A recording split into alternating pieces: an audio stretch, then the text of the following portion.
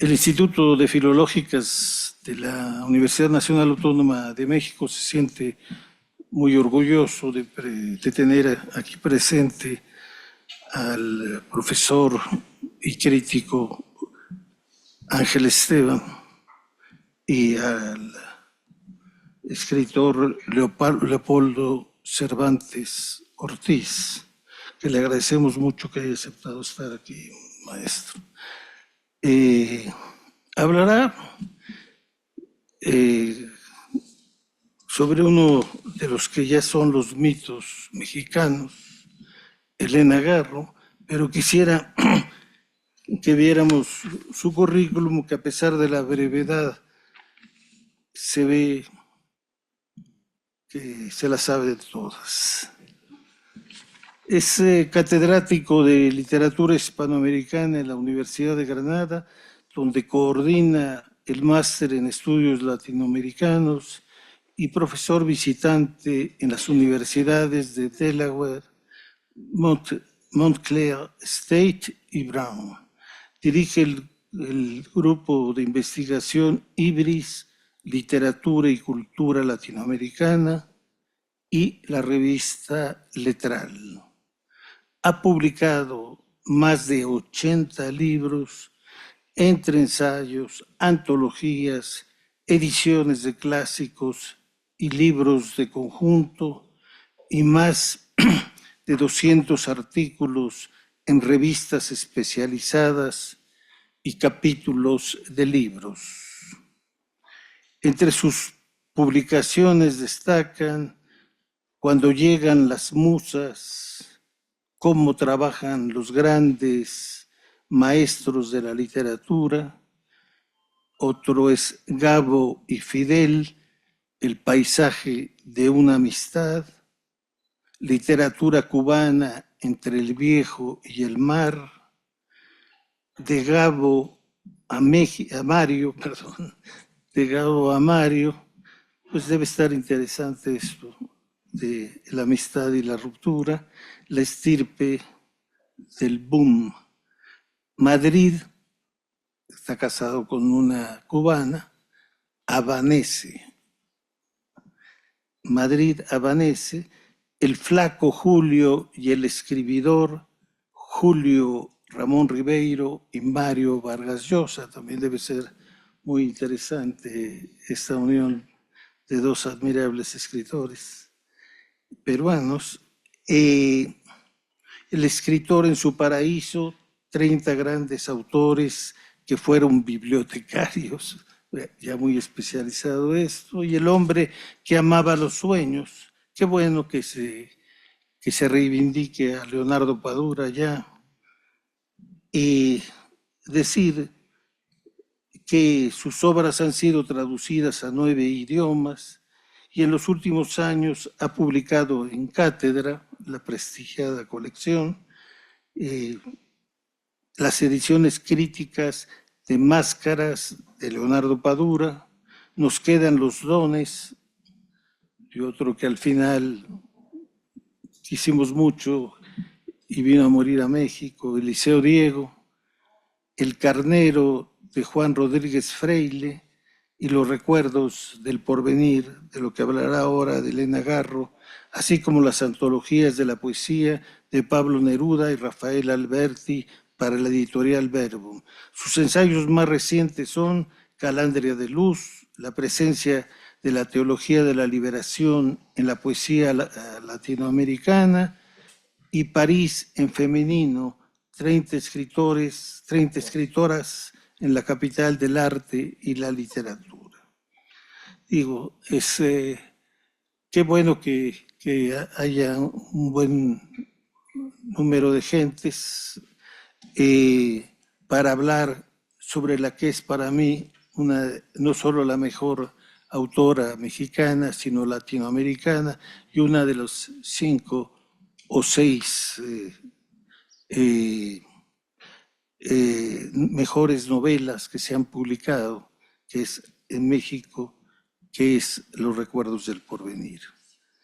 Es curioso que se publique la novela en 1963, porque se enlaza muy bien con un tema que es el pueblo el que habla, que es también de alguna manera, que lo decía Rulfo, a Rulfo había que creerle poco, yo lo quise mucho, lo traté, porque a la próxima vez me iba, no, yo no dije eso, está equivocado. Y le encantaba hacer esos juegos a Rulfo. Y Juan José Arriola, en otro libro encantador, que es La Feria, ¿no? Hizo novela, cuento y teatro, Elena, pero el gran talento yo creo que la tuvo para la novela.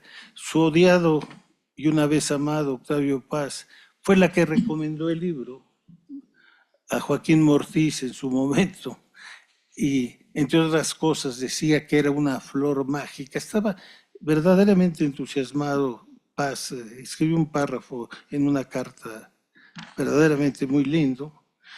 Y yo quisiera que nos aclarara, entre otras cosas, porque tenemos una literatura de la Revolución, y hay grandes novelas de la Revolución, Los de Abajo, las novelas de Muñoz, y sobre todo las de Martín Luis Guzmán, pero si considera esta como verdaderamente una novela cristera, ¿sí? O es un tema o un subtema. Porque dentro de esas locuras extraordinarias, maravillosas, ella se definía como una agrarista guadalupana, digamos. Sí. Y yo nunca he encontrado un libro, una maravilla de juegos, de memoria y de tiempos. Tantos tiempos en una sola novela, que de eso ya hablará el maestro. Le agradecemos mucho a Leopoldo Cervantes Ortiz estar aquí, experto en religiones y en literatura, quien ha sostenido una correspondencia con el maestro Ángel Esteban, y creo que ellos son los que deben hablar. Con permiso, le doy la palabra a Leopoldo. Y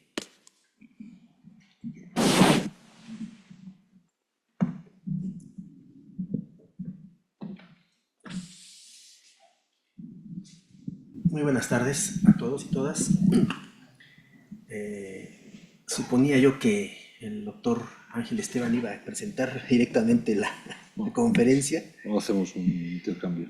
Muy bien, pues gracias por la oportunidad y como lo acaba de decir el maestro Marco Antonio Campos, efectivamente esta correspondencia personal que comenzó hace algunos meses con el doctor Ángel Esteban del Campo, que ese es su apellido, sí. Su nombre artístico es el de Ángel Esteban, comenzó esa correspondencia de una manera un tanto, pues, aleatoria y azarosa, como suceden estas cosas, porque el doctor me preguntaba por vía de las redes sociales que qué noticias tenía yo acerca de algunos autores latinoamericanos, especialmente de la parte heterodoxa religiosa, porque él estaba elaborando un libro que ya está terminado y que se mencionó ahora, sobre la influencia de la teología de la liberación en la poesía hispanoamericana, un tema que a mí me ha apasionado durante décadas. Y me sorprendió mucho y muy agradablemente el hecho de que alguien ya estuviera trabajando eso de una manera tan minuciosa como acostumbra el profesor a hacer estas cosas. Y empezamos un intercambio muy interesante porque algunos de los autores y autoras, particularmente una de ellas que él no tenía mucho acceso al material, la poeta guatemalteca Julia Esquivel, pues empezamos a mandarle las fotografías de las páginas y en fin. Pero, oh sorpresa, avanzando en las semanas aquellas de intercambio inicial, me voy encontrando en la red que acababa de terminar la edición crítica junto con su esposa Yanelis Aparicio, ni más ni menos que de los recuerdos del porvenir de Elena Garro. Para mí, debo decir que eso fue un shock, literalmente, porque llevaba tiempo que esa edición crítica de esta novela en particular tenía que haber aparecido. Sorprendentemente no se ha hecho en México, la edición de Alfaguara de 2019. 19. Es lo más reciente que se ha publicado en las diferentes reediciones que hay de la obra, pero no se puede considerar una edición crítica la de Alfaguara. Está muy bien, circulando bastante, pero lo que hizo ahora Ángel Esteban con de Anelis es verdaderamente impresionante y notable. Voy a leer algunas pocas cosas y ya espero que él exponga lo que trae acerca de este tema tan controversial, porque vaya que lo es. Una persona el día de ayer, reaccionando al anuncio de esta conferencia en la propia página de Filológicas, reaccionó y dijo, si Elena Garro viviera, se iba a enojar que la siguieran encerrando en el concepto de realismo mágico. Claro. Digo, el doctor ha revisado todo lo que ha habido, y literal, prácticamente todo lo que hay sobre la relación o antirrelación entre Elena Garro y el realismo mágico, lo revisaron todo. De modo que lo que vamos a escuchar está sustentado en todas las búsquedas posibles. Los recuerdos del porvenir de Elena Garro, una edición crítica transoceánica. Y traigo una cita que está extraída de la novela que dice, ¡újule! Ahí van los abogados. Gritó una voz burlona y nosotros la coreamos con risas. Los abogados. ¿Y a quién van a juzgar? Esperamos la respuesta consabida. A los traidores a la patria. ¿Qué traición y qué patria? La patria en esos días llevaba el nombre doble de Calles Obregón. Cada 6 años la patria cambia de apellido. Nosotros, los hombres que esperamos en la plaza, lo sabemos. Y por eso esa mañana los abogados nos dieron tanta risa. Hablando de abogados en México en estos días, y de jueces y de poderes judiciales, en fin. A caballo entre Pedro Páramo de Juan Rulfo y La Feria de Juan José Arreola, su estricta contemporánea junto con Rayuela de Julio Cortázar, La ciudad y los perros de Mario Vargas Llosa, Mulata de Tal de Miguel Ángel Asturias y El hostigante verano de los dioses de la colombiana Fanny Buitrago, más otras 7, según el recuento que hizo John S. Brushwood. La primera novela de Elena Garro es como un latigazo profundo en la narrativa mexicana de la segunda mitad del siglo XX. Continuadora forzada, muy forzada, de la novela de la Revolución Mexicana, e incluso desde La Cristera, Los recuerdos está emparentada con otras obras como Balún Canán de Rosario Castellanos, e incluso con Cartucho de Nelly Campobello. Reconocida como una gran dramaturga, antes de Los recuerdos apareció en el 58 Un hogar sólido, obra de teatro, y cuentista. La Semana de Colores es del año siguiente a Los recuerdos, del 64. Esta obra rompió completamente con el cuadro y contribuyó a poner en perspectiva las aportaciones narrativas que hasta ese momento aún seguían tomando como referencia esos acontecimientos históricos. Sobre el primer bloque, la Revolución Mexicana, Ángel Esteban del Campo y Anelis Aparicio, autores de la edición crítica que nos reúne, llaman la atención acerca de los puntos de contacto expresivos con los de abajo de Mariano Azuela. Sobre la narrativa cristera, que es quizá la parte o la zona menos conocida de esta línea narrativa, los Garro llegaron a Iguala el año en que comenzó el conflicto, en 1926. La familia Garro llegó a Iguala en ese año. Enumeran algunos títulos, aun cuando los estudiosos mexicanos incluyen también otros más, tales como Pensativa, de 1945, de Jesús Goitortúa Santos, y Rescoldo, Los últimos cristeros, de 1961, de Antonio Estrada. Como en Rulfo, ese doble trasfondo se asoma en el ámbito colectivo de la trama, la función del protagonista, el general Francisco Rosas, y un lenguaje popular trabajado y filtrado con extremo cuidado. De un tiempo para acá, los entretelones de la aparición de Los recuerdos han sido contados hasta la saciedad, en todos los tonos y desde todas las militancias posibles. Incluso los hechos muy probables, o bastante improbables también, de que Carlos Barral la rechazó y de que la intervención de Octavio Paz fue definitiva para que la aprobara Joaquín Mortiz, han pasado por todos los matices imaginables, lindando ya las fronteras del mito, como ya decía Marco Antonio. Pero lo cierto es que la novela se defendió sola y hubiera logrado su publicación en ambos lados del océano sin ningún problema, debido a su capacidad discursiva, el talante poético que la sustenta y la inmensa verosimilitud que consiguió al recuperar el habla colectiva y la atmósfera social. Según la leyenda alimentada por la propia Garro, y que los coeditores ahora han analizado con precisión milimétrica, de que la redacción de la novela estaba lista desde 10 años antes de su publicación, lo que resulta es que antes de sus 40 años, la autora había conseguido, en su primer esfuerzo de gran aliento, alcanzado un volumen pleno de madurez expresiva, dominado por una creatividad inigualable. Todo un acontecimiento el mismo año en que se publicó, ganó el premio Javier Villarrutia junto con La Feria de Juan José Arreola.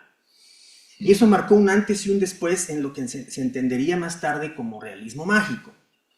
Esa categoría más bien difusa, aunque útil, de análisis literario que englobó obras tan variadas como las de García Márquez y todos los demás autores del llamado boom latinoamericano.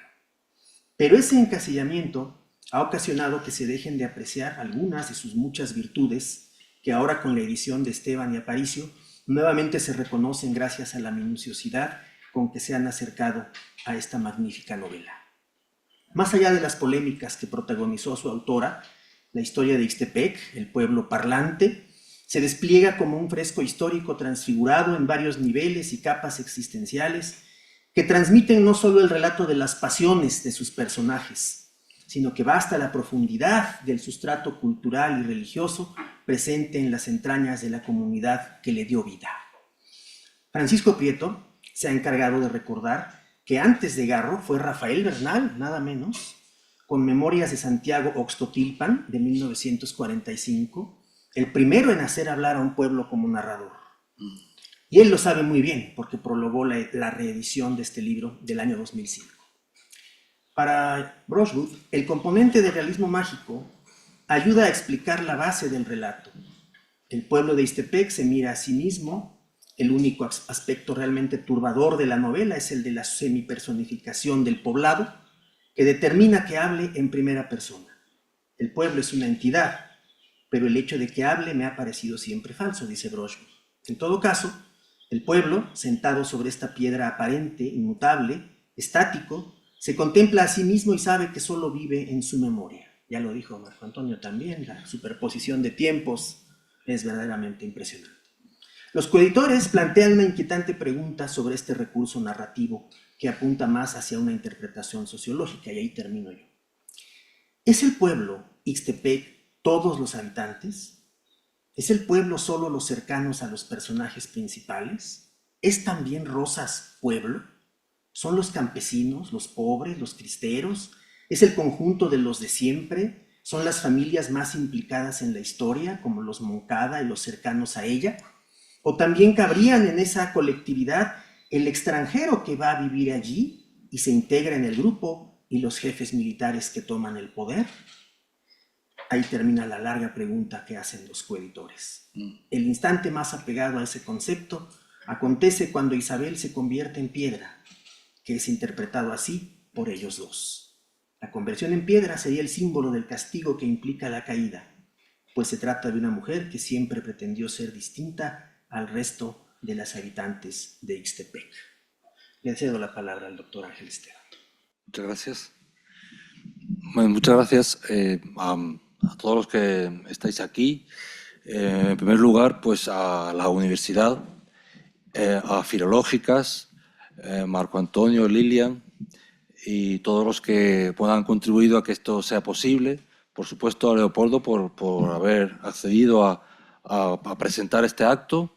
Yo he estado aquí, iba a decir que unas pocas veces, en realidad han sido muchas, porque yo vine hace tiempo a unos congresos que organizaba el doctor Alejandro González Acosta, aquí presente, cuando en aquellos congresos que se organizaban con José Pascual Buxó en la biblioteca, y bueno, esa fue las primeras veces que vine aquí, y después he venido muchísimas veces durante los últimos 4 años, con toda la organización de las jornadas dedicadas a Rubén Bonifaz Nuño, y lo hacíamos online desde Madrid, desde Granada y desde aquí, y han sido pues muy fructíferas. Y entonces, en ese sentido, estoy muy agradecido y me siento como en casa. Pero también me siento como en casa porque veo que la autora tiene una capacidad tremenda de concertar todo tipo de gente, porque veo que está lleno aquí de personas de todas las edades, ¿no? Muy diferentes y con un interés por lo que vamos a hablar, que es la autora de Los recuerdos por venir. Aquí, en esta edición, que lamentablemente no ha llegado todavía a México, pero que va a llegar, ya la editorial me lo ha comentado, la editorial está un poco sorprendida. Y yo quiero que eso se sepa desde el principio antes de que se me olvide. Yo hablé con el editor hace unos días y me comentó que ya van por la tercera edición, que la primera y la segunda se vendieron muy rápidamente y solo en España. Y que ya van por tercera edición y que ya enviaron unos cuantos ejemplares aquí a México, pero no sé qué problemas hubo con la aduana, etcétera. Los problemas que siempre ha tenido Elena para vivir en su país, ¿no? Que lo sigue teniendo, ¿no? Ya que se puede recordar el porvenir, estamos recordando. Esto fue parte del recuerdo de porvenir, ¿no? Ella tenía problemas hasta para que su libro entre la edición realizada en España, ¿no? Entonces, pero bueno, que me han asegurado que ahora sí, y que aunque estos días no ha llegado, que en breve estará por aquí. Tenemos aquí en la portada una imagen del padre Pro, poco antes de ser fusilado, ¿no? El padre Agustín Pro, que en la novela está más o menos veladamente integrado en el personaje del padre Beltrán. Ella misma, pues en algún momento dado, comentó que había ciertas, que ella se inspiró en el padre Amaro, el padre Pro, para construir la figura del padre Beltrán. Y directamente quiero ir al tema porque es lo que nos concita hoy. Realmente le pusimos este título por hablar de uno de los muchos temas de los que se puede hablar de Elena Garro, pero yo pienso que hable de lo que se hable, aunque sea un tema muy concreto, siempre salen muchas cosas que tienen que ver con otros temas, que están aquí también reflejados. Y por supuesto, este tema es como una especie de excusa para hablar del libro, ¿no? Esto me recuerda a lo que pasó con Francisco Umbral, el escritor español. Una vez en televisión española, Mercedes Milá le estaba entrevistando y en realidad, teóricamente, iban a hablar de un libro que él acababa de sacar, pero bueno, ella, como es así, espontánea, y le sacó muchos temas que tienen que ver con su vida y con su obra y con otras cosas que tienen que ver con la cultura, la literatura española y la política española del momento, hasta que en un momento dado se enfadó y dice, yo he venido aquí a hablar de mi libro. Como decía, no me preguntes cosas que no tienen que yo quiero, lo que quiero es vender el libro, ¿no? Bueno, de alguna forma queremos presentar este libro aquí con este tema y animar a la gente a que lea esta edición en la medida en que, como ya se ha dicho por aquí, es la primera edición que tiene un prólogo de unas 100 páginas y que tiene cerca de no sé cuántas son, si son 300 o así. 300, ¿no? 400 notas a pie de página en la que Claro, la edición está hecha para que la pueda leer con detenimiento y con fruto cualquier persona que no sea mexicana. Es decir, que a lo mejor decir que Iguala que Estepec no existe y que ella era de Iguala, y que Iguala está en tal sitio y que estaba cerca de las trancas de Cocula y que estamos hablando de Morelos, está hablando de no sé qué, estamos hablando de los estados de Guerrero, de Morelos y que está cerca de la capital, todo esto, evidentemente a un mexicano no le dice nada. Pero esta edición se supone que se va a vender y que se va a estudiar en la universidad en muchos lugares del mundo, y no solo en lugares donde se habla español, sino que se va a hacer en Estados Unidos, se va a hacer en Inglaterra, en Alemania, y donde sea, ¿no? Hasta donde llegue esto. Yo he visto libros he visto ediciones de cátedra y muchas hasta en universidades de la India, ¿no? Donde a veces he ido a dar conferencias o clases. Entonces esta es la idea. Y muchas de esas notas de página tienen que ver con el contexto histórico, contexto geográfico, también el contexto personal de ella y por supuesto con temas que tienen que ver con la literatura y con los estudios filológicos, ¿no? De alguna forma. Es decir, que quizás son 400 por eso, ¿no? Porque se mezclan muchos tipos de observaciones distintas en el texto sobre lo que hay. Y solo para tratar lo que tiene que ver con los narradores, el narrador, los narradores, el tiempo y los tiempos. Entonces, solo con eso podríamos poner casi en cada página una o dos notas, ¿no? En realidad no se ha hecho así porque tampoco es cuestión de abusar, no hay que dificultar sino facilitar la lectura, pero bueno, hay unas cuantas notas. Entonces, para hablar de esto, yo quería poner aquí un poco el marco, lo que es para introducir, ¿no?, la cuestión, lo que es el índice de lo que hemos hecho en la edición, ¿no? La introducción. Son como, aparte de la edición en sí, hay una introducción en la que hay tres partes. Una primera parte en la que se habla de los aspectos más importantes de la vida de Elena Garro, que eso es más conocido, pero sí hemos querido que haya muchos datos diferentes, de personas diferentes que la conocieron o que han escrito sobre ello, porque a lo mejor incluso a veces cosas encontradas, ¿no? Porque a veces lo que dice Patricia Rosas Lopategui, pues es matizado luego por Elena Poniatowska o por Lucía Melgar, y hay mucha gente que ha escrito sobre esto, y a mí me interesa que hubiese pues ahí más o menos un consenso. Claro, buscando también las fuentes que pudieran ser más fidedignas, ¿no? Por ahí hemos hecho como esos 5 puntos, ¿no?, de la vida de ella. Y después hemos puesto un segundo punto que es muy importante y que tiene que ver con el boom. El boom latinoamericano, se ha dicho aquí, ese año 63 es un año importante. Hasta ahora, hasta hace muy pocas décadas, en las 73 era muy importante. ¿Por qué? Pues porque Rayuela se había publicado ese año, y porque Vargas Llosa acaba de recibir la primera crítica en España y se publica su novela, y ya parece que con eso ya se ha terminado el año. Pues no, el año fue mucho más fructífero, lo dice Carlos Fuentes en una carta que se cita aquí, y habla de muchas novelas, o de algunas, habla de Carpentier, habla de Silvia de las Luces, que es del año 62, habla de algunos otros autores, habla de García Márquez con el coronel no tiene que le escriba, que es un poco entre el 61 y 62, pero él lo estira todo esto, y después de citar todos estos autores, dice, bueno, que la novela está entrando en un momento de madurez, la novela latinoamericana, en español, está entrando en una madurez que no existe en ningún lugar del mundo.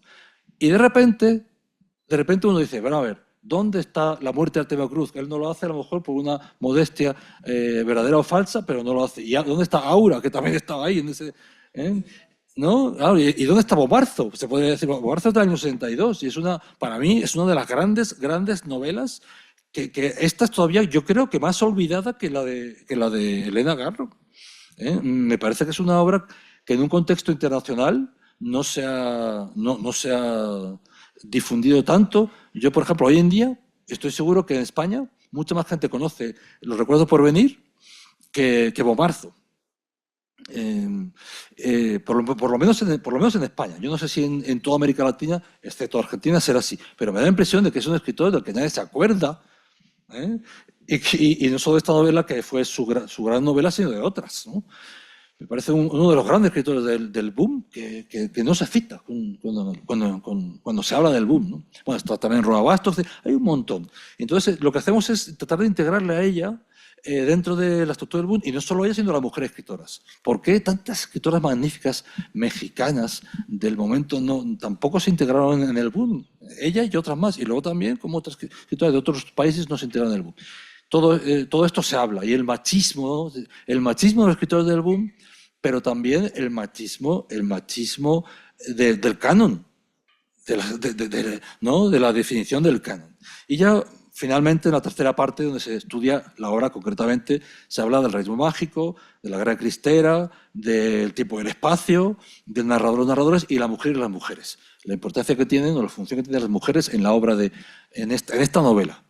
Bueno, en cuanto al realismo mágico, yo no soy defensor de imponer etiquetas, ni todo lo contrario. Es decir, yo no voy a pelearme con nadie por decir si ella utilizaba realismo mágico o no, pero en todo caso, porque la categoría, como también se ha dicho aquí, a veces es un poco difusa, porque todo este tema de la magia y hablar de algo que no es fácilmente definible y no es fácilmente relacionable con la realidad, pues pues tiene sus complicaciones, sus complejidades. Pero sí creo que se puede hacer una especie de aproximación, o por lo menos lo que he intentado es hacer una aproximación a la obra de ella a través de esta categoría.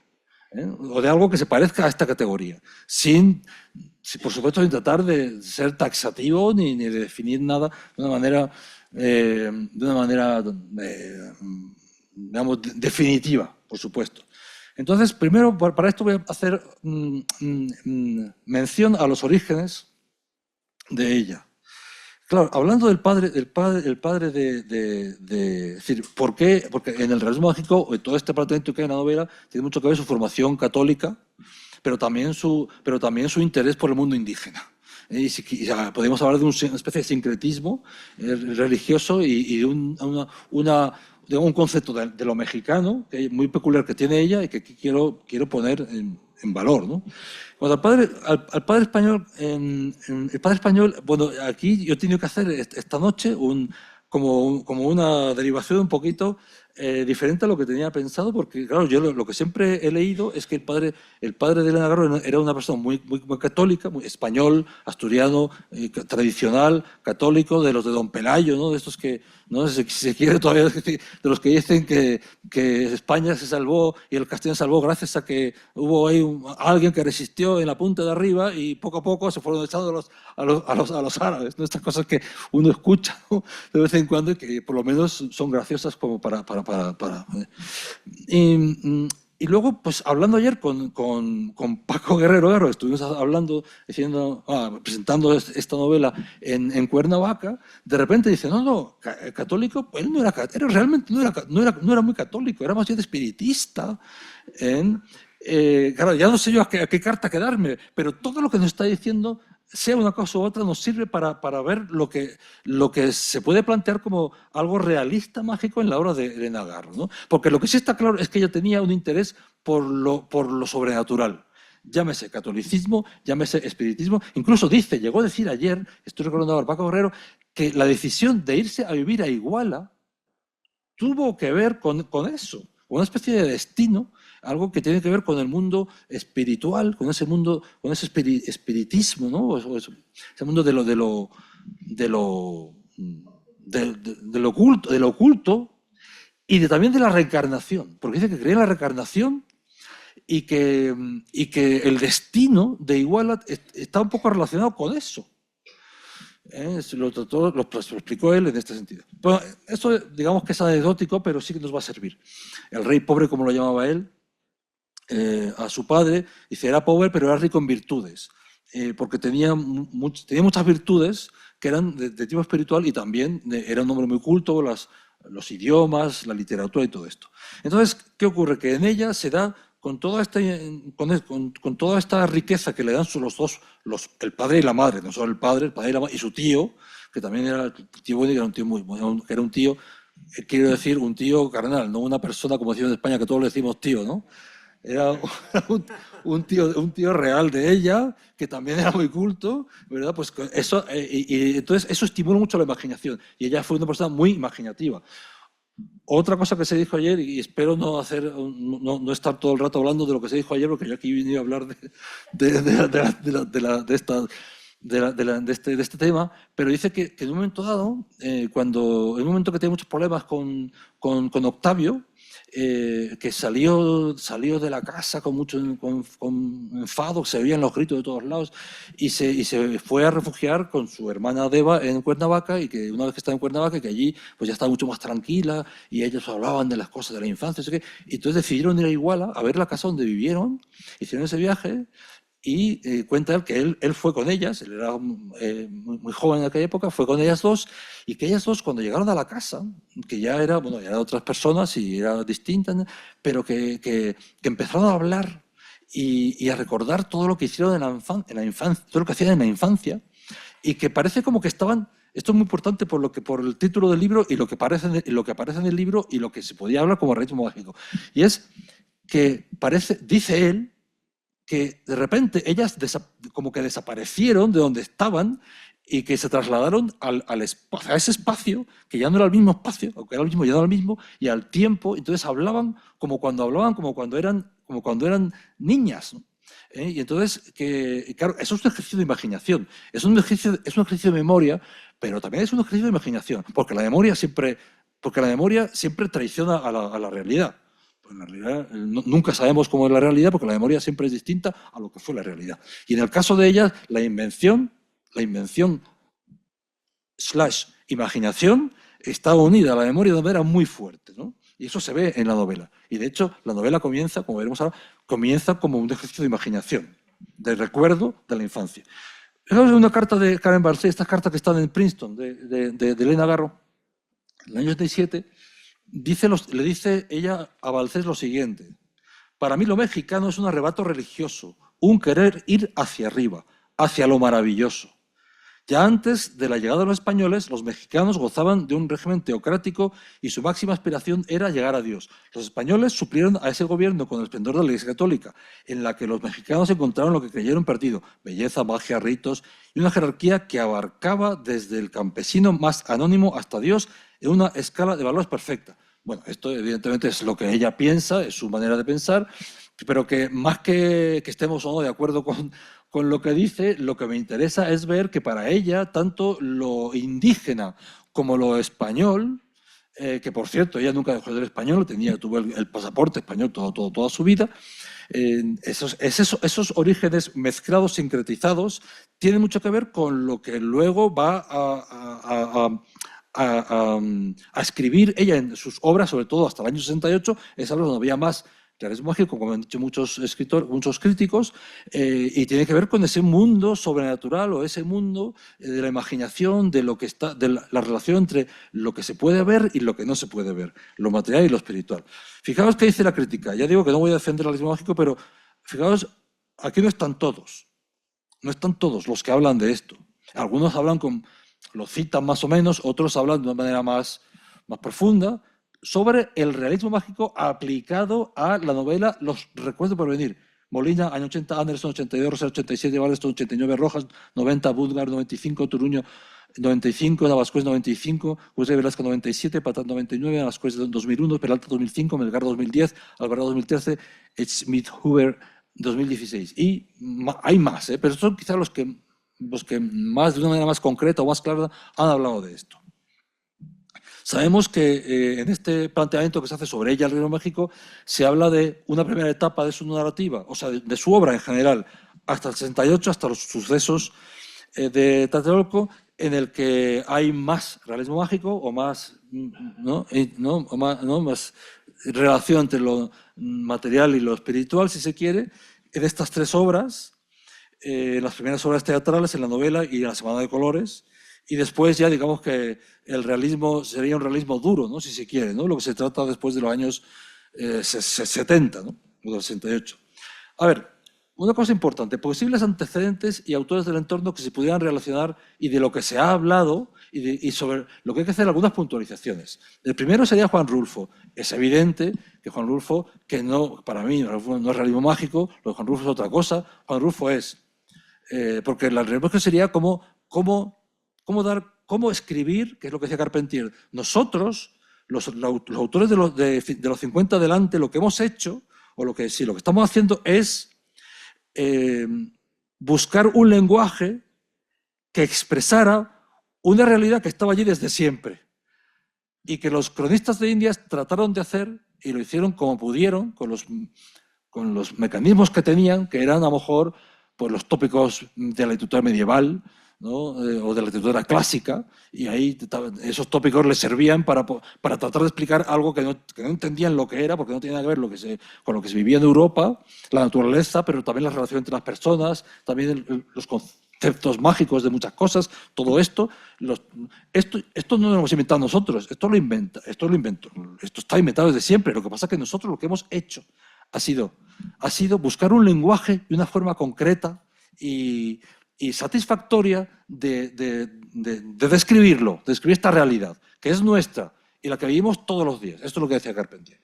Entonces, Juan Rulfo yo pienso que no está en esa línea, porque lo que hacía García Márquez era muy distinto. Yo creo que lo que hizo Juan Rulfo es buscar una ambigüedad estilística o técnica para que el lector interprete si todo lo que se dice en su novela,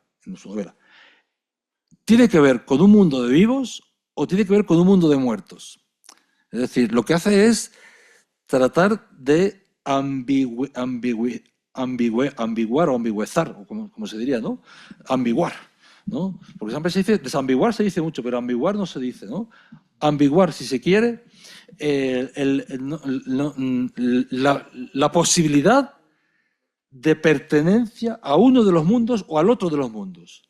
Pero no tanto, creo yo, a la convivencia entre todo el mundo. Porque si partimos de la base de que los personajes protagonistas están muertos, si partimos de esa base, o lo leemos como si siempre estuvieran muertos, lo leemos de una manera diferente a como si estuvieran vivos. Pero bueno, tampoco quiero entrar en eso porque estamos aquí hablando de Elena Garro. Pero bueno, digamos que sí, que podría, que hay como hay algunas formas de relación entre las dos novelas en la medida en que se habla de esos dos mundos, ¿no?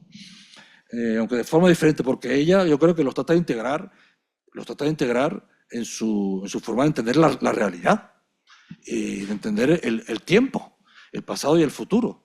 Porque lo que manda en ella es la imaginación. Bueno, esto por un lado. Esto por un lado en cuanto a posibles relaciones entre las dos obras. Pero temporalmente, digamos que los cuentos de Rufo son del 53 y la novela del 55.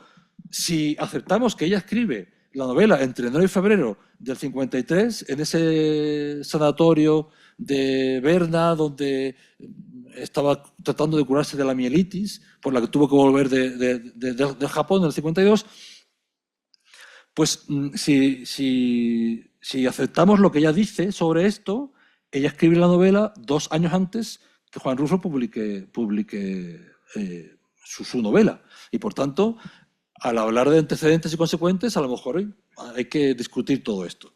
¿Qué pasa con Carpentier? Carpentier, hay incluso gente que ha dicho, yo he leído en varias personas, no una, varias, claro, unas que citan a las otras, ¿no? Y he leído que el título de Los recuerdos por venir podría ser una influencia de Carpentier, porque en Carpentier, en Los pasos perdidos, año 53, estamos hablando ahí, en el año 53, en esa novela se habla de este protagonista que se mete en la selva y empieza a vivir una vida en la selva, que de repente está en la selva y se encuentra una tasca que se llama Los recuerdos del porvenir, y que ella podría haber sacado el título de Carpentier. Y luego se pueden ver los tiempos y dice, pues tampoco. ¿Por qué? Porque si partimos de la base que ella escribe su novela entre enero y febrero del 53, cuando Carpentier publica su novela es septiembre del 53, y por tanto no es fácil. Supuestamente, ¿ella podría haber leído el manuscrito? Sí, pero no, porque lo que ella vivió con Carpentier fue poquísimo. Un poquito cuando en el 37 y habla de las memorias de él, que le interesaba como persona, porque era un hombre muy erudito, con mucho conocimiento de la literatura y de la historia y de la arquitectura y de la música y de todo, como sabemos y que les dio unos paseos por París y les enseñó París y les explicaba todo y los museos. Entonces, claro, ella se quedó muy impresionada por este señor tan simpático y tan conocedor de la literatura y de todo, ¿no? Pero también ella en un momento dado dijo que su literatura no le interesaba mucho. Y luego no tuvieron mucha relación después de eso hasta la publicación del 53. También los años 40, que vivieron en París un poco, Octavio y Elena, pero no tuvieron una relación especial con Carpentier, que no siempre está en París. En París tuvo una temporada, pero no siempre, ¿no? Él vivió en muchos lugares y, de hecho, cuando él escribió Los pasos perdidos porque había estado trabajando en Venezuela y él enseñaron la selva y se quedó prendado de la selva. Entre la experiencia de Haití y la experiencia de la selva venezolana, de repente ahí salió, ¿no? Todo ese flujo, ¿no? de real maravilloso que él decía,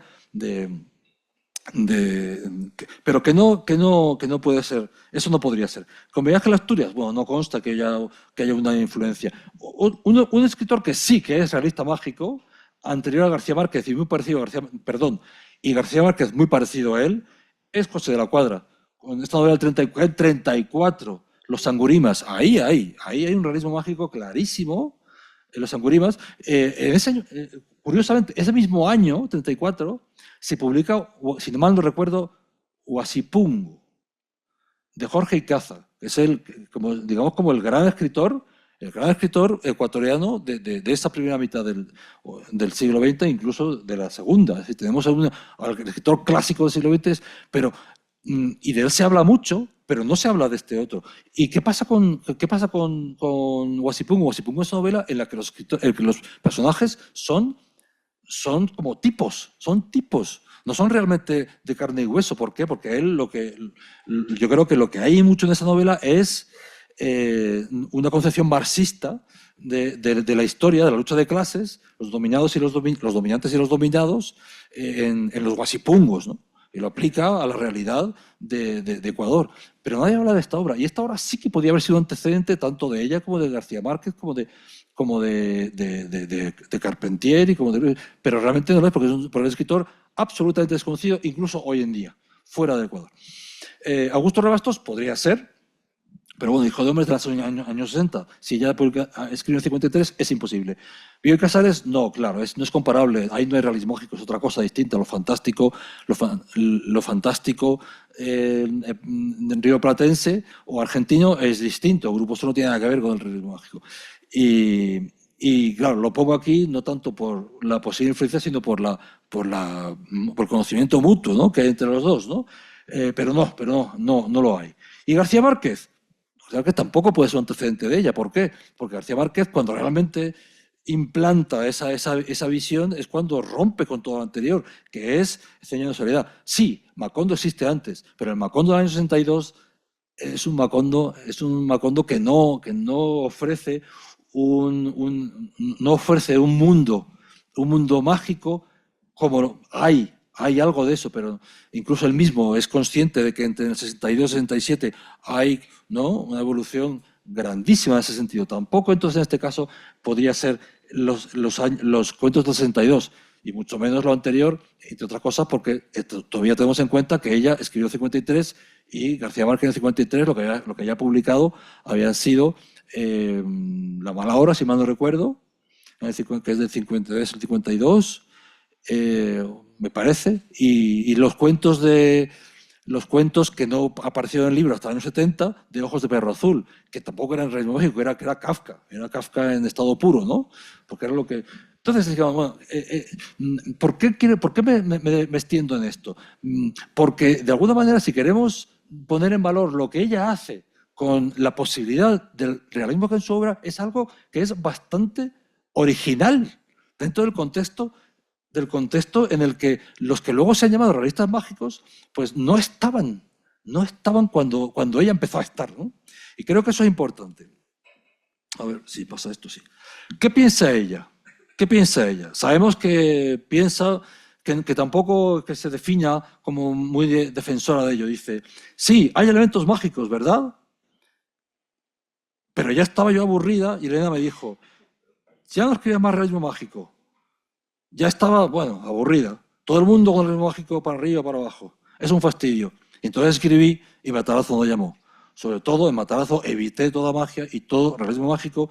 Quise hacerlo todo muy realista. Bueno, de alguna forma ella acepta que se le haya de alguna forma encasillado ahí, aunque no se identifica todo con eso, pero sí.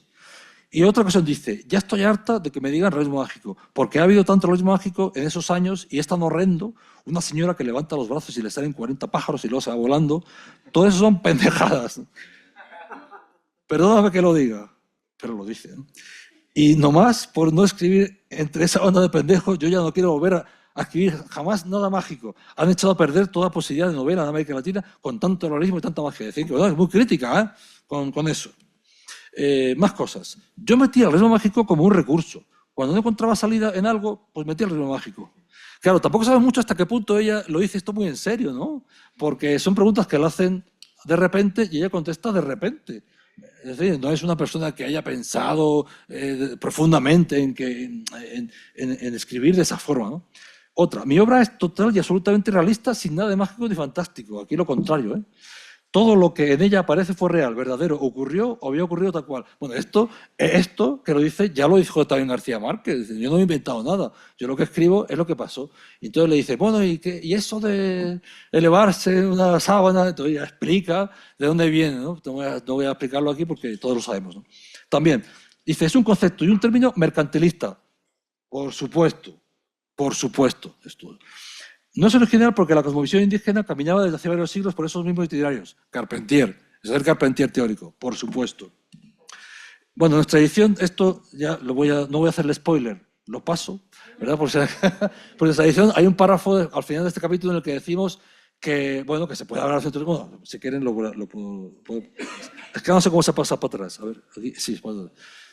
Sellaría acerca de una concepción muy mexicana de la conjunción de reales diferentes, normalizada por un artefacto estético y técnico que podríamos denominar realismo mágico y que tiene que ver con la hibridación de tiempos, espacios, acontecimientos de distintas procedencias, de voces que cuentan la historia desde posiciones cronotópicas y existenciales diversas, sin atender exclusivamente, ni siquiera mayoritariamente, a procedimientos racionales para describir con precisión, acierto y de una forma completa, la sociedad que se corresponde con lo que fue la niñez de la autora y su primera adolescencia. Bueno, eso podría ser una especie de definición del realismo mágico en los recuerdos por venir.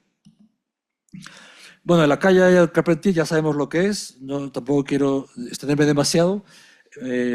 Ahora vamos a ver elementos concretos, que eso sí que nos interesa más, que podrían estar ahí y que habría que también ponerlos en comparación. La mujer que se convierte en piedra, por supuesto, esas conversiones, esto lo dice Carpentier en estas frases que me he saltado en la diapositiva anterior, dice que, claro, que estos relatos de personas que se convierten en animales en personas, todo esto, estaba ahí desde el principio y que eso fue el caldo de cultivo para el realismo mágico. Pero esta mujer que se convierte en piedra también es una conversión. No se convierte en animal, se convierte en piedra. Y esto creo que es muy original. Y luego está todo esto relacionado con Ixtepec, porque Ixtepec es el que está hablando de esta piedra aparente sobre la que cuenta la historia, porque en el fondo es que el principio de la novela es que se cuenta la historia de esta piedra aparente que es ella, ¿no? Que es la protagonista. Y Ixtepec es un lugar mítico. Y este lugar mítico es anterior a Macondo, si aceptamos lo del 53, anterior a Comala, si aceptamos lo del 53, anterior a Santa María, anterior a casi todos los lugares míticos que son los que justifican de algún modo que se esté hablando de un lugar que no es real, sino realista mágico. Entonces me parece muy interesante que ella sea como de las primeras, ¿no? De las primeras y que construye ese lugar antes que los más importantes o los más conocidos que han escrito que han inventado lugares míticos. El de Faulkner no lo voy a decir porque no lo sé pronunciar, nunca lo he sabido, con tantas frases, con tantas sílabas, pero quizás que ese sí que es anterior a todos estos, pero ella no creo que estuviese muy en contacto con esa literatura. Entonces, por un lado, el pueblo, curiosamente, García Márquez inventa Macondo, pero luego sabemos que hay un Macondo, que está un poquito más al norte que Aracataca. Existe un lugar que se llama Macondo. Y lo mismo pasa con Ixtepec. Ixtepec es Iguala, pero también hay algunos lugares que se llaman Ixtepec, que son reales en México. Yo lo sé por internet. Yo lo he buscado en internet y ¿verdad? Sí, he comprobado que hay Ixtepeques por ahí. Que decir que es todo esto, fijaos, qué parecido entre lo que construye García Márquez y lo que construye ella. En ese sentido, es muy interesante todo esto. Y luego también la idea del Génesis al Apocalipsis, tanto en García Márquez. De García Márquez iba a hablar después, pero ya, claro, hay que hacerlo a cada paso. En García Márquez se juntan dos cosas que son muy interesantes y que tienen que ver con el realismo mágico, y es que, por un lado, es el Génesis, unos tipos que llegan a un sitio y crean un lugar, y luego hay una profecía que dice que cuando pase esto, aquello se destruirá, y resulta que eso ocurre y hay un apocalipsis. Y aquí entramos en un concepto que puede parecer contradictorio, pero que es interesantísimo, y es que Octavio Paz diferenciaba, se habla por lo menos en Los hijos del Limo de una manera muy profunda, y creo que en otros lugares también, sobre la diferencia entre el tiempo circular, mítico, y el tiempo de los cristianos, que es lineal. Y que lo que viene a hacer esta literatura moderna, no habla del realismo mágico, habla de literatura moderna, es volver otra vez a lo circular, ¿no? A lo circular. Y digamos que, pues, dando por terminada la etapa del tiempo cristiano, ¿no? El tiempo del Génesis y Apocalipsis, el tiempo lineal, que no vuelve, que nunca vuelve. Y aquí pasa algo parecido, porque Ixtepec, hombre, no se habla de la creación de Ixtepec, pero Ixtepec habla de sí mismo como algo que era más joven y que después tiene una etapa distinta y que después tiene un momento en el que se destruye todo aquello, que bueno, puede ser por la guerra, pero también puede ser por todo lo que ha pasado con esta mujer que ha traicionado como una especie de malinche a su familia y a su pueblo y ha facilitado que se destruya por los federales, ¿no? Por Rosas y digamos que esto, o sea, por un lado habría esa linealidad en ella también, pero también existe la circularidad y lo sabemos, ¿no? Porque el tiempo está todo el rato dando vueltas de uno para otro. Y esto pasa en García Márquez, hay una circularidad, porque empieza como termina la obra. Y por otro lado es un Génesis y un Apocalipsis. Esto es interesantísimo, ¿no? Bueno, creo que aquí lo que he escrito aquí es más o menos lo que yo acabo de explicar. Pero hay textos, ¿no? Hay textos en los que se habla de todo esto. Por ejemplo, ese primer texto en azul, la vio muchas veces, su muerte, ya cumplida en el pasado y muchas veces en el futuro antes de cumplirse. Cómo se va con el concepto de la muerte y el tiempo de atrás adelante y de adelante atrás, recordando el porvenir o porveniendo el recordar, que es prácticamente lo mismo, ¿no? Pero dicho de otra forma, ¿no? Porque en un círculo nunca sabemos dónde está el principio y el final, porque no existe el principio y el final. Entonces puede ser eso, recordar porvenir o porvenir recordar, el recordar. Y luego otro, por ejemplo, el hermano Nicolás recordaba su futuro y su futuro era la muerte de un llano de Istepec. Una frase que me gusta muchísimo, un fragmento que es el del reloj, ¿no? El del reloj, cómo esta persona, este sirviente de la casa que se dedicaba otros días, bueno, que es el que paraba el reloj y luego ponía en marcha, ¿verdad? Y en el tic-tac, la habitación y sus ocupantes entraron en un tiempo nuevo y melancólico donde los gestos y las voces movían del pasado. Doña Ana, su marido, los jóvenes y Félix se convirtieron en recuerdos de ellos mismos. Esto otra vez me vuelve a mí la frase de ayer de Paco Guerrero, ¿no? Cómo ellas se convierten cuando van a Iguala y recuerdan la infancia, se convierten en recuerdos de ellas mismas y se convierten. Es decir, no hablan como si. Esto es muy importante, esta diferencia entre la comparación y la metáfora. La comparación es esto, es como esto. La metáfora es esto, es esto. No hablan... no hablan como si se convirtieron en recuerdos de ellos mismos. Esto creo que es muy importante, la forma de decirlo. Bien, dos tiempos de memoria, varias personas. El momento tal vez importante en el que le dice Francisco, tenemos dos memorias. Yo antes vivía en las dos y ahora solo vivo en la que me recuerda lo que va a suceder. Esto es interesantísimo, esta frase, ¿no? Cantidad de frases como esta que hay en toda la novela, ¿no? Yo antes vivía en las dos, pero ahora vivo una. ¿Y cuál es esa una? Porque esto es rizar el rizo.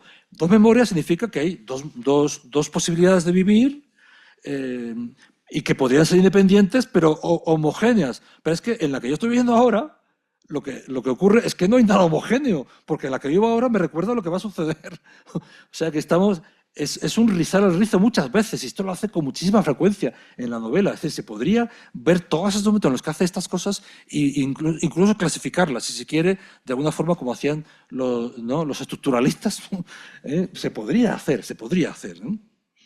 Bueno, dice, también Nicolás está dentro de la memoria del futuro. Cada este momento en el que ella está con Rosas y se va a dirimir cuál es el futuro de su hermano, si lo van a matar o no, todas estas cosas se cuentan ahí. Francisco Rosas se incorporó violentamente en la cama, no quería oír ni el nombre de Nicolás ni las palabras insensatas de su hermana. Él era hombre de una sola memoria, la de Julia es otra vez interesantísimo el comentar. Bien, siguiente frase, siguiente párrafo. Ya salió Rosas al cementerio. Este es el momento ya de la muerte, ¿no?, de Nicolás. Gritaron delante de los balcones de Isabel. La joven no oyó los gritos que venían de la calle. Inmóvil, avanzaba en un espacio en donde las noches y los días eran ilusorios. Esto también es importantísimo, ¿no? Fuera del tiempo, de espaldas a la luz, se descomponía en otras Isabeles que tomaban formas inesperadas. Esto parece ya no solo un tiempo que es pasado y otro que es futuro, que se maneja como pueden, sino una multiplicidad, una polifonía, una policronotopía, si se quiere, ¿no? Una polifonía de tiempos muy, muy interesante que está constantemente en las... Bueno, y luego lo que más me gusta a mí es esto del final. Este párrafo a mí me encanta. El arriero que entra al pueblo contó que en el campo ya estaba amaneciendo y al llegar a las trancas de Cocula se topó con la noche cerrada. Se asustó al ver que solo en Istepec seguía la noche. nos dijo que es más negra rodeada por la mañana. En su miedo no sabía si cruzar aquella frontera. Esto me parece genial. Es decir, cómo el tiempo, es decir, no solo se juega con tiempos interiores, en que uno puede tener la idea de que el tiempo es que el pasado es el futuro y el futuro es el pasado y que el futuro se puede recordar, y que el porvenir se puede recordar. No solo eso, sino que en un mismo espacio concreto, muy cercano el uno al otro, hay tiempos diferentes, porque en uno es la mañana, ha llegado continúa la noche, no ha llegado la mañana, otro ha llegado la mañana. No estamos hablando de la distancia que hay entre Madrid y México, que es lógico, que en 7 horas de diferencia, en un sitio sea de noche. Estamos hablando de minutos que se tardan de ir de un sitio a otro. Y entonces entrar al pueblo significa tener un tiempo diferente al del otro lugar, al de lo que no es pueblo. Esto me parece interesantísimo y yo esto considero que son rasgos del realismo mágico. Los considero, porque no se plantean como cosas que te inventas, sino como cosas que realmente ocurren. Que realmente ocurren. Isabel, 2 personas, 2 realidades. Había 2 Isabeles. Una que deambulaba por los patios de habitaciones y la otra que vivía en una esfera lejana, fija en el espacio. Supersticiosa, tocaba los objetos para comunicarse con el mundo aparente y cogía un libro o un salero como un punto de apoyo para no caer en el vacío. Así establecía un fluido mágico entre la Isabel real y la Isabel irreal y se sentía consolada. Reza, ten virtud, le decían. Ella repetía fórmulas mágicas de las oraciones hasta dividirlas en palabras y sentido. Esto es muy importante. ¿Por qué? Porque está jugando con conceptos religiosos del rezar, pero por otro lado está hablando de conceptos mágicos. Entonces, desde el punto de vista de la religión católica, la magia es algo que no se puede, o sea, no se puede juntar la religión con la magia, porque la religión es la verdad y la magia es la mentira. La magia es la brujería, es la superstición, mientras que la religión es lo verdad, porque Dios, que está en ese otro mundo, que es el mundo de la espiritualidad, decide lo que es espiritual y lo que no es y lo maneja como quiere. Sin embargo, la magia es como tratar de buscarle los 3 pies al gato de Dios, ¿no? Es decir, que como relevarlo, ¿no? En ella se manifiesta todo igual, porque ella tiene esa formación católica, pero también ese espíritu mágico del mundo indígena y de esa imaginación que ella tiene desde muy joven, que, bueno, como inventaba esas historias, etcétera, etcétera. Bueno, vamos a continuar. Otro momento importante es todo lo que tiene que ver con los espejos. Hay Marta Gay, en el año 95, tiene un artículo en el que explica a fondo todo el asunto de los espejos en la novela de los Rey Porvenir. Y a mí me interesa mucho porque se habla sobre todo que los espejos tienen que ver con la nostalgia, con la memoria, la imagen que proyecta de ti. No es la imagen física que está delante de ti en ese momento, sino es la imagen de tu memoria y de la nostalgia del pasado, entre otras muchas cosas. Pero esta sería quizá como la imagen más importante de lo que es el espejo en la novela. Y al principio de la novela se dice que esta Isabel Moncada está encerrada en sí misma y condenada a la memoria y a su variado espejo. La memoria es la memoria de todo lo que ha pasado de muchas maneras diferentes, porque se puede recordar el pasado de muchas maneras diferentes. Pero casi al final, y cerca del desenlace, en ese desenlace que Isabel tiene tanto que ver porque ella podía quizá haberle insistido de una manera contundente para que no matara a su hermano, a sus hermanos. Ella está en el hotel con Rosas, en una crisis muy fuerte, porque lo que está pasando es la destrucción de ese entorno familiar que ha sido para ella lo más importante. Y en la casa de los Moncada ocurre esto. En el salón, las consolas quedaron en suspenso y los espejos impávidos se vaciaron de sus imágenes. No es que de repente se va la luz y los espejos... No, es que ocurre. No es como si... ¿no? Había tanta preocupación en la casa que ya pasaban por los espejos y ya ni se miraban porque... No es como si. Es que se vaciaron de sus imágenes. Ella es categórica con todas las cosas que yo considero que hay realismo mágico. No es el cómo de la comparación, sino lo que ocurre como es la metáfora. Digamos, es una metáfora del tiempo, no es una metáfora de la dicción poética, si se quiere. Luego, también otra cosa, por ejemplo, cuando van a fusilar a Nicolás, ahí va Nicolás, el grito devolvió su forma a las sombras en la que se desintegrara Isabel. Es decir, primero los espejos y ahora son las sombras. Claro, uno va por la calle, el sol está dando y la sombra es la sombra. Eso no se puede cambiar. Sin embargo, esa sombra se desintegra. Y no es porque de repente se pone debajo de un árbol para que no le dé el sol. Es porque la sombra se desintegra, desaparece, punto. Porque la sombra, la cosa física, es una respuesta al mecanismo interior, de ese mecanismo crítico que está ocurriendo y en el interior de ella, porque es que su hermano es que lo van a matar, a su hermano lo van a fusilar. Entonces, lo que desaparece no es el corazón, no es algo que está en el corazón, desaparece la sombra. Me parece muy importante eso, ¿no? Bueno, podríamos seguir hablando de muchas cosas. Esta, que son dos personalidades, pues también, ¿no? Esta la vamos a seguir porque no quiero enrollarme demasiado, ya casi quiero terminar. Pero quiero terminar con una serie de ideas. Vuelvo otra vez a García Márquez, en el que ella no sería consecuente de García Márquez, sino precedente, el antecedente de García Márquez. Las mariposas amarillas tan famosas, ¿no?, que aparecen tantas veces y con tanta importancia, ¿no?, en García Márquez, en Cien años de soledad, aquí estaban un poquito antes y están en un contexto que puede parecer menos mágico, pero que es un contexto en el que se está hablando cuando Ixtepec se describe a sí mismo como cambiante, como esplendoroso, como lleno de matices que sugieren emociones insólitas, como un cúmulo de ciclos de regeneración y de mutaciones diversas, una realidad sujeta al capricho de lo mágico. En ese contexto es en el que se dice ahora: todo mi esplendor, dice el narrador Ixtepec,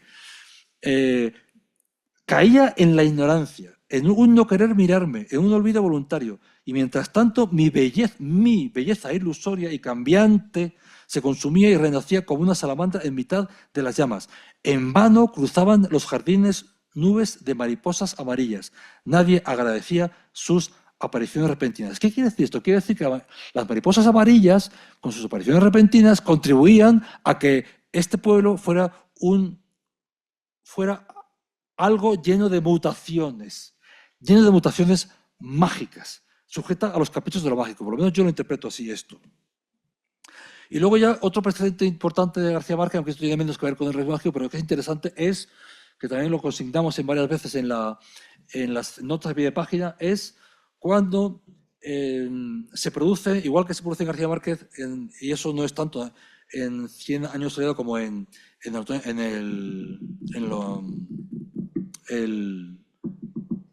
año 81, la muerte anunciada, Crónica de muerte anunciada, que al final, como esto tiene que ocurrir porque es el destino, y tienen que matarlo porque es el destino, y bueno, el destino que ya ha ocurrido porque estamos todo el rato de adelante para atrás, ¿no?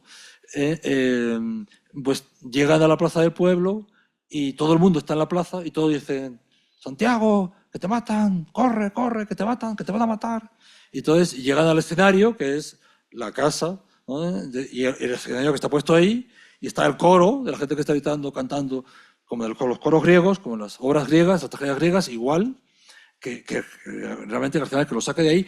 Y es que hay dos momentos en los cuales en el Recuerdo por Venir aparece lo mismo. Está el coro griego, está todo el mundo ahí, está todo el pueblo ahí, va a pasar lo que parece que va a pasar, sea lo que sea, y nadie hace nada. La gente comenta, la gente dice, pero nadie hace nada para que sea una cosa distinta a lo que va a ocurrir. La primera es al final de la primera parte, y la segunda es, también estructuralmente es magnífico. Estructuralmente es magnífico porque es el momento preliminar a las dos cosas que ocurren importantes en la novela. Una es cuando se escapan el extranjero y Julia, y la otra es cuando ya terminan de matar a Nicolás, terminan de matar a todos los que están, a todos los que queremos, porque somos los que ella nos ha llevado. Ella o Ixtepec nos ha llevado para que queramos a la familia Moncada, para que queramos a la gente del pueblo que ayuda al cura a esconderse, para que queramos a los que están en contra de los federales, para que queramos a las prostitutas cristianamente mucho más que aquellos que cristianamente tienen la culpa, como dice ella, que están confabulados con los poderes, en esa jerarquía que está confabulada. Estamos, el narrador nos llevan a eso. Y aquí, esta es la primera, ¿no? Es el momento en el que Julia se va, y ya se sabe, ya hay gente que sabe que se va a ir porque se va a escapar con el otro, o lo intuyen, entonces va pasando por el pueblo y la gente dice: ¿esta mujer qué hace fuera del hotel? porque está súper controlada, ¿no? Sus salidas y sus entradas, y cuando sale, sale con él y no la dejan ir sola. Bueno, también llegó el silencio total. No sé, claro, todo el mundo la ve pasar. No se oía siquiera el pulso de mis gentes. En verdad, a veces soy yo y a veces soy mis gentes. Es curioso, singular, plural, es este narrador. En verdad, no sé lo que pasó. Quedé afuera del tiempo, suspendido en un lugar sin viento, sin murmullos, sin ruido de hojas y de suspiros. Exactamente lo mismo ocurre con Santiago Nazar. De repente hay como una especie de vacío temporal y espacial, ¿no? Porque es el momento en el que lo están matando, lo van a matar. Llegué a un lugar donde los grillos estaban inmóviles, en actitud de cantar y sin haber cantado nunca, donde el polvo queda a la mitad de su vuelo y las rosas se paralizan en el aire bajo un cielo fijo. Allí estuvimos todos. Y ahora empieza uno. Don Joaquín, junto al portón, con la mano en alto, como si estuviera haciendo siempre aquel gesto desesperado y desafiante, pues diciendo, ten cuidado. Sus criados, cerca de él con las lágrimas a la mitad de las mejillas, doña Matilde santiguándose, todos diciendo algo o haciendo algo para que no pase la tragedia, ¿no? El general montando, tal. Justo Corona con el fuete en la mano y Pando en su cantina así vacía, inclinado, las Montúfar espiando, todos están ahí, observando lo que está pasando, cómo esta mujer está pasando por ahí y se está yendo. Y eso es mucho más largo, porque también los que estaban ahí en otra calle le dicen, oye, pero esta qué hace por aquí, ¿no? Bueno, otro momento, que bueno, es más liviano, pero lo he leído en algunas críticas, la frase está al principio, ¿no?, de Ceña Soledad, en el que José Cadillo Bendía revela a los hijos su gran descubrimiento: la Tierra es redonda como una naranja. Esto de ser algo redondo como una naranja, que también te remite míticamente a la misma novela. La novela es redonda como una naranja, el tiempo es circular como una naranja. También aparece en un momento cuando se están preparando para la fiesta para despistar a Rosas. La fecha esperada por todos se abrió paso entre los días y llegó redonda y perfecta como una naranja. En este caso es la fecha. Pero es también un contexto en el que va a haber una magia, que es la magia de la fiesta, y como dice Octavio Paz, hay todos los tiempos, las relaciones sociales entre unos y otros, las clases, todos los deberes y los derechos de cada uno desaparecen, porque en las fiestas todos se juntan y se mezclan, ¿no? Y aparece como una realidad diferente, ¿no? Bueno, pues eso también, que coincide, es evidentemente con lo circular. Y ya, pues está todo explicado aquí. Bueno, todo no, digamos que está hecho de alguna manera que puede más o menos acercarse a lo que podría ser detalles de realismo mágico y que yo pienso que podría encontrarse como tal. Muchas gracias.